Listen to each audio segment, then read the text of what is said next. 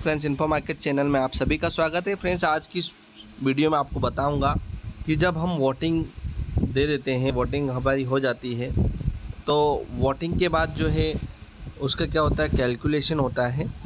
Calculation जो होता है वो कैसे होता है और क्या इसकी पूरी प्रोसेस होती है, तो ये सब कुछ मैं आपको इस एक वीडियो में बताऊंगा, क्योंकि ये मेरा खुद का पर्सनल अनुभव है, पर्सनल एक्सपीरियंस है। तो फ्रेंड्स, बने रहिएगा वीडियो के साथ। फ्रेंड्स, वोटिंग कैलकुलेशन का मतलब होता है जो मत होते हैं, उनकी क्या की जाती है, मतों की गणना की जाती है, जिसे हम बोलते हैं मतगणना। क्या बोलते हैं फ्रेंड्स? मतगणना। मतगणना मतलब ऐसा नहीं कि गिनना नहीं, मत मतलब तो वोट हो गया हमारा, यानी कि वोटों की पूरी क्या हो रही है, गणना की जा रही है, कैलकुलेशन किया जा रहा है कि किसको कितने वोट मिले हैं। तो फ्रेंड देखिए, मैं बताता हूँ। सबसे पहले जब भी मतों की गणना की जाती है तो वहाँ पे कौन कौन उपस्थित हो सकता है। तो फ्रेंड्स, जिसका फॉर्म 11 भरा जाता है, फॉर्म 11 भी किसी व्यक्ति का भरा जाता है, यानी कि सपोज़ 4 कैंडिडेट खड़े हुए हैं, यानी कि अगर हम फॉर एग्जांपल के लिए समझते हैं कि सरपंच का चुनाव है, ठीक है। सरपंच के चुनाव में जैसे कि 4 कैंडिडेट खड़े हुए हैं, 1 2 3, या मान लेते हैं 3 कैंडिडेट खड़े हुए हैं। अब तीनों कैंडिडेट अपने क्या रख बिठाएंगे, वहाँ पे एजेंट बिठाएंगे। कब? जब मतों की गणना होगी तब वो अपने क्या बिठाएंगे, एजेंट बिठाएंगे। वो एजेंट कौन हो सकता है? तो वो एजेंट जो है, जिस पे भी वो भरोसा करते हैं, उनका मित्र हो सकता है, उनके परिवार का कोई सदस्य हो सकता है, ठीक है फ्रेंड्स। तो वहाँ पे जो है एजेंट को बिठाया जाता है, यानी कि जो भी रिलेटिव होता है, मित्र होता है, उसको एज अ एजेंट वहाँ पर बिठा दिया जाता है। फ्रेंड, जो भी एजेंट बिठाए जाते हैं, ये किसकी ओर से बिठाए जाते हैं? तो ये जो है, जो भी कैंडिडेट खड़ा हुआ है, यानी मैंने बताया 3 व्यक्ति खड़े हुए, तो ए नंबर, यानी 1 नंबर में मान लेते हैं हम, कोई नाम दे देते हैं, हम, जैसे अमर सिंह जी खड़े हुए हैं। दूसरे नंबर पे मान लेते हैं हम कविता जी खड़ी हुई हैं, और तीसरे पे कोई भी नाम हम मान लेते हैं, विशाल मान लेते हैं। ये खड़े हुए हैं।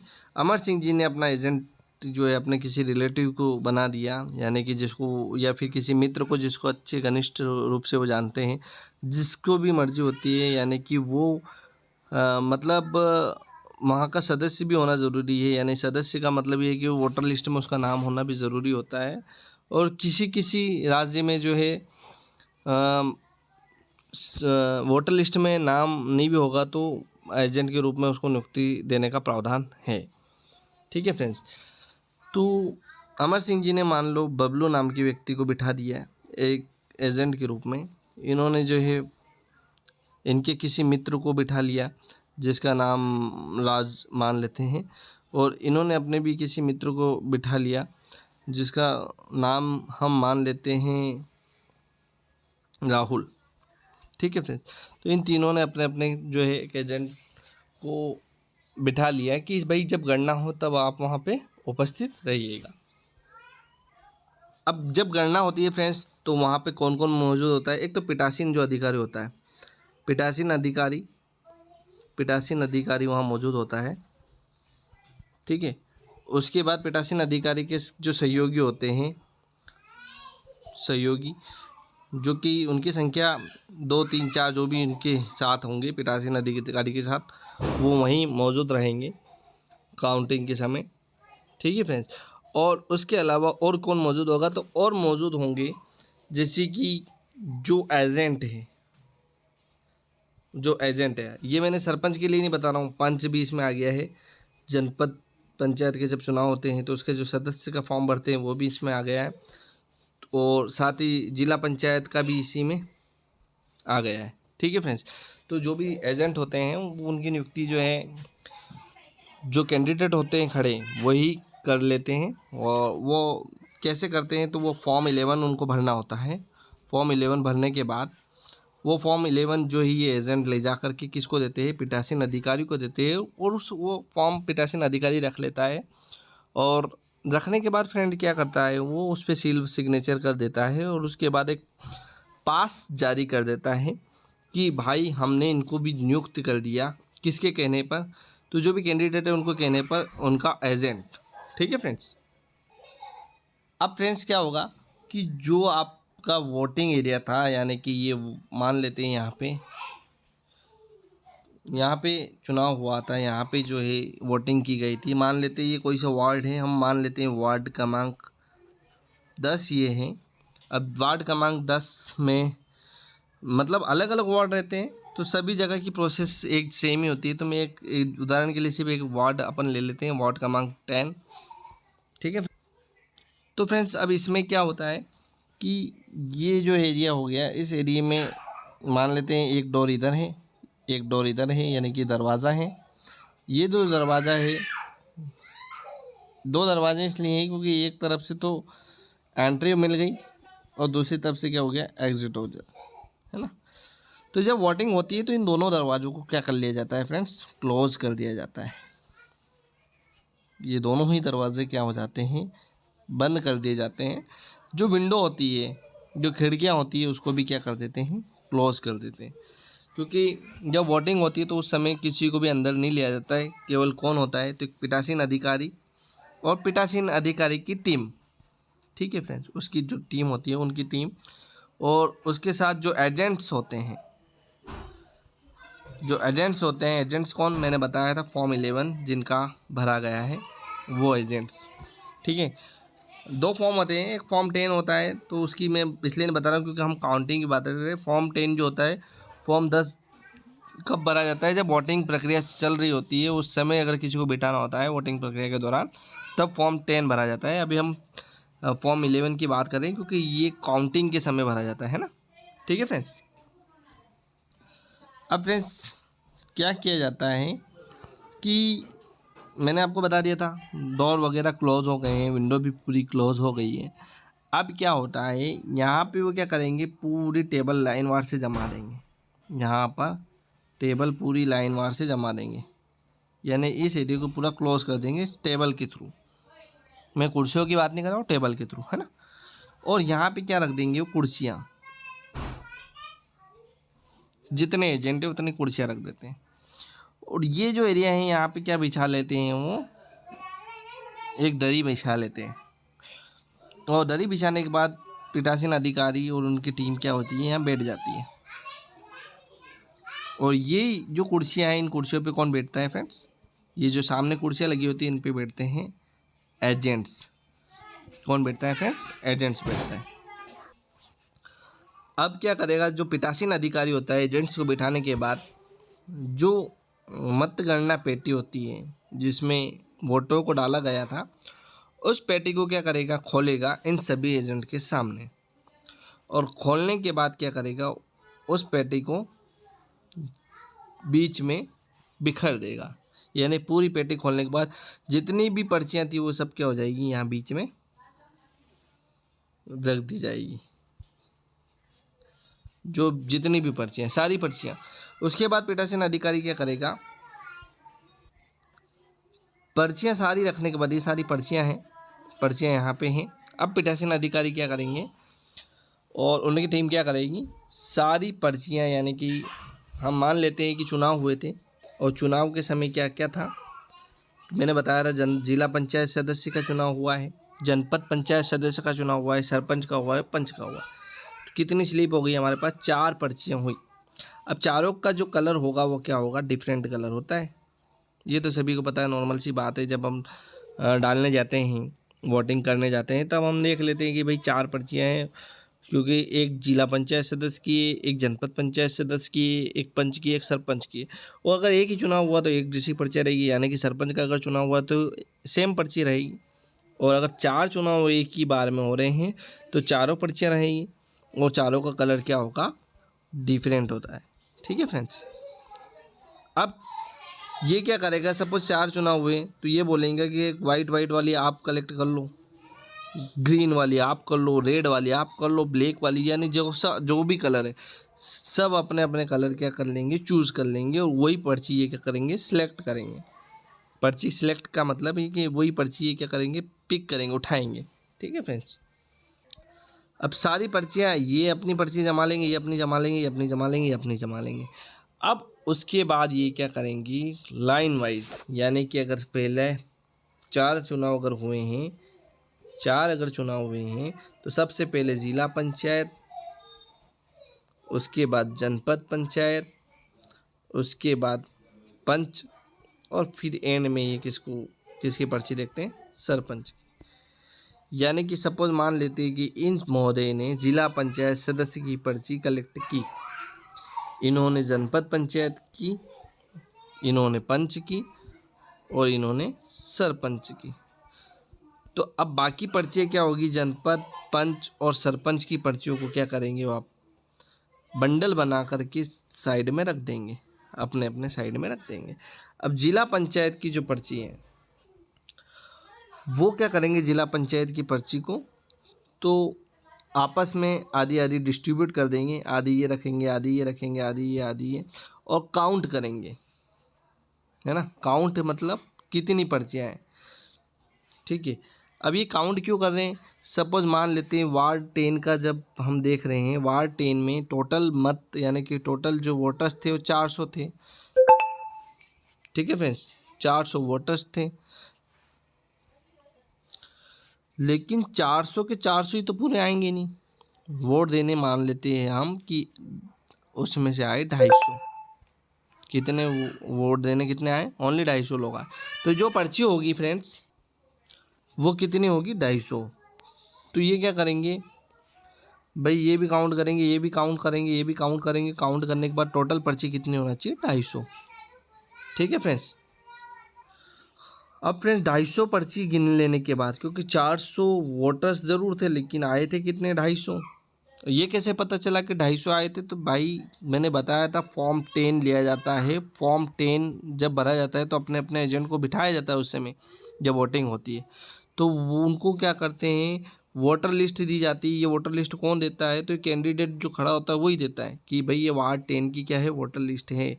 अब वो क्या करता है, व्यक्ति 10 वाला टिक करता है, हाँ ये आ गया, ये आ गया, ये आ गया, ये आ गया, और एंड में जाके वो अपना टिक गिन लेता है, काउंट कर लेता है। लेकिन पीठासीन अधिकारी भी अपना वर्क करते हैं, उनको तो पता ही है कितनी महिला आई कितने पुरुष आए, क्योंकि वो भी उस समय उनके पास भी लिस्ट होती है, और वो भी जो है टिक करते हैं, क्रॉस करते हैं। उस टाइप से पर्ची है तो ऐसे क्रॉस कर लेते हैं रेड के पेन से, है ना। पूरी लिस्ट बनी रहती है उनके पास भी, तो एजेंट काउंट करते हैं, पता चला है भाई 250 है। ठीक है फ्रेंड्स।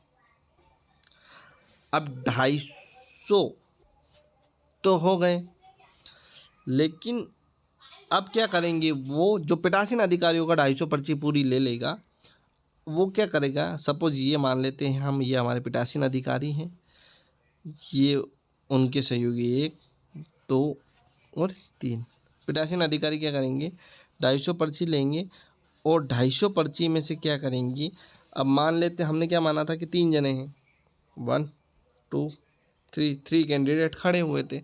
वो क्या करेंगे, तीनों को कर पर्ची देखते जाएंगे। मान लो 1 नंबर वाले का हम 2 मिनट के लिए मान लेते हैं कि चुनाव चिन्ह चश्मा था। 2 नंबर वाले का हम मान लेते हैं कि ईंट थी। ठीक है फ्रेंड्स। 3 नंबर वाले का हम मान लेते हैं कि टेबल थी या बोर्ड था, बोर्ड मान लेते हैं। तो जो प्रशासन अधिकारी होगा वो बोल देगा कि भाई जो चश्मे की रिसिप्ट आएगी वो मैं किसको दूंगा, इनको दूंगा, है ना। और ईंट की वाली किसको दूंगा, इनको दूंगा, और बोर्ड वाली किसको दे देंगे, इनको दूंगा, है ना। वो इनको देते जाते हैं, चश्मे वाली की इनके पास आएगी, ईंट वाली इनके पास, और बोर्ड वाली इनके पास। अब बीच बीच में प्रशासन अधिकारी ये मतलब जब बांटते हैं ना, उस समय ये भी देखते हैं कि भाई कोई ऐसा वोट तो नहीं है जो रिजेक्ट हो रहा है। जो रिजेक्ट होगा वो क्या बोलेंगे प्रशासन अधिकारी, यह तो मैं ही रखूँगा। रिजेक्ट वाली कौन रखता है, प्रशासन अधिकारी रख लेता है कि भाई मेरे पास रहने दो इसको जो रिजेक्ट हुआ है। ठीक है फ्रेंड्स। अब क्या होगा फ्रेंड्स, पीठासीन अधिकारी ने रिजेक्ट रखी, इन्होंने जो मैंने आपको बता दिया था चश्मा, ठीक है, इन्होंने किसको रखा, ईंट, चश्मा, और इन्होंने क्या रखा, बॉल्ड। अब पीठासीन अधिकारी जो होंगे, पीठासीन अधिकारी ने क्या रखी, रिजेक्ट पर्चियाँ। अब टोटल वोट थे 250, 250 में से पता चला कि 10 पर्चियाँ क्या हो गई, रिजेक्ट हो गई। यानी कि अब बची कितनी अपने पास, 10 रिजेक्ट, यानी कि 240। यानी कि 240 बची है। अब क्या होगा फ्रेंड्स, अब ये होगा कि चश्मे वाले से बोले जाएंगे आपकी काउंट करो। चश्मे वाला काउंट करता है, बोलता है कि मेरे पास तो 60 पर्चियाँ हैं। कितनी हैं, 60 पर्चियाँ हैं। थोड़ा सा मैं इसको और क्लियर कर देता हूँ आपको। तो मैंने बता दिया था 10 में, अब कितनी बची, 240 पर्चियाँ टोटल होना चाहिए। अब ये बोलते हैं मेरे पास तो 60 हैं। पीठासीन अधिकारी नोट करते हैं, एक नंबर पे जो भी थे उनका नाम और लिख देते हैं उनके सामने, भाई इनको मिली पर्चियाँ 60। दूसरा नाम फिर नोट करते हैं, इनसे पूछते हैं भाई तो आप बताइए आपके पास ईंट की कितनी पर्चियाँ हैं। ये बोलते हैं मेरे पास ईंट की 100 पर्चियाँ आई है साहब। कितनी आ गई, 100 पर्चियाँ आई है साहब। तीसरे नंबर वाले का बोलते हैं भाई तुम भी बताओ तुम्हारे पास कितनी पर्चियाँ हैं।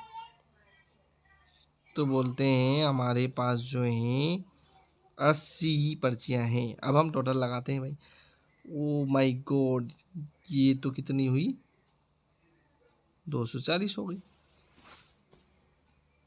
ठीक है फ्रेंड्स, तो 240 हो गई ना, और हमको चाहिए भी कितनी थी, 240 ही चाहिए थी।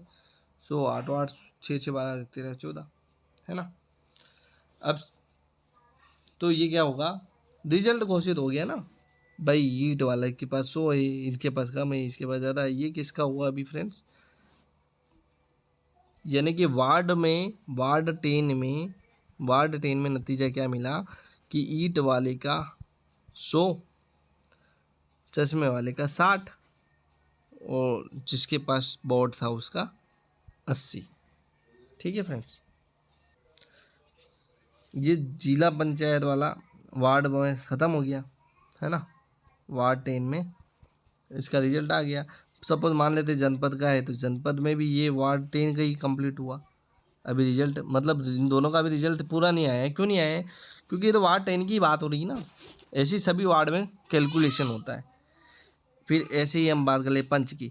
पंच का रिजल्ट आ गया है, पंच का रिजल्ट आ गया है। पंच का रिजल्ट कैसे आ गया है, क्योंकि पंच तो वार्ड से खड़ा होता है ना। सपोज जो वार्ड नंबर 10 में था, अभी तो हमने सिर्फ किसकी काउंटिंग की है, जिला की है।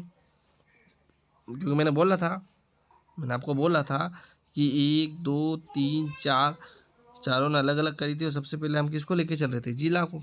उसके बाद फिर अब किसकी कैलकुलेशन होगी, उसके बाद जनपद की, फिर पंच की, और फिर उसके बाद इनके पास जो है सरपंच की। तो ऐसे करके फ्रेंड्स कैलकुलेशन होता है।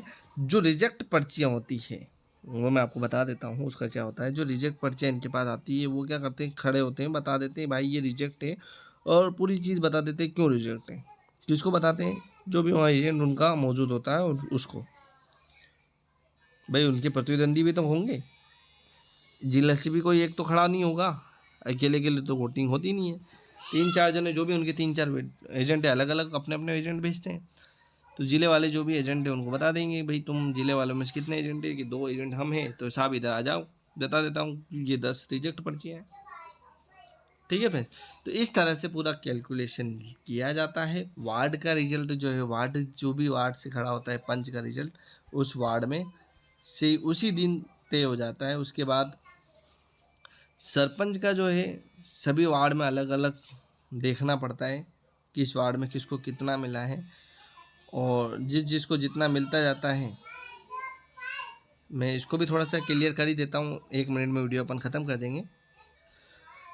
मान लेते हैं कि भाई सरपंच में 1 2 3 खड़े हुए थे, 3 खड़े हुए थे। अब इसको जो हमने देखा कि टोटल वोट जो है 5,000 वोट थी। ठीक है, 5,000 वोट थी। अब 5,000 में से देने कितने आए, 3500 लोग ही देने आए, और इसको मिल गया हमारे पास से 900 वोट, इसको मिल गया 1500 वोट, और इसको मिल गया भाई साहब, तो इनको मिला 1050। है ना। अब भाई ये मिला तो देखो टोटल लगा लो 1500 1000, तो 1050 यानी कि कितना हो रहा है आपका 3450। अब 3450 में जो टोटल मिल के मान मान लेते हैं हम कि भाई इसमें से 10 नोटा है और 40 क्या हो गई, रिजेक्ट हो गए। तो ये हो गया बराबर आकलन 3450, 10 3460 और 40 3500 वोट पूरे कंप्लीट हो गए। अब देखेंगे जीत किसकी हुई, तो 2 नंबर की। 2 नंबर पे कौन था, मान लेते हैं हम ईटी थी, तो ईट क्या हो गई, विजय हो गई, यानी कि जो भी ईट वाला जो भी कैंडिडेट था वो क्या हो गया, विजय हो गया।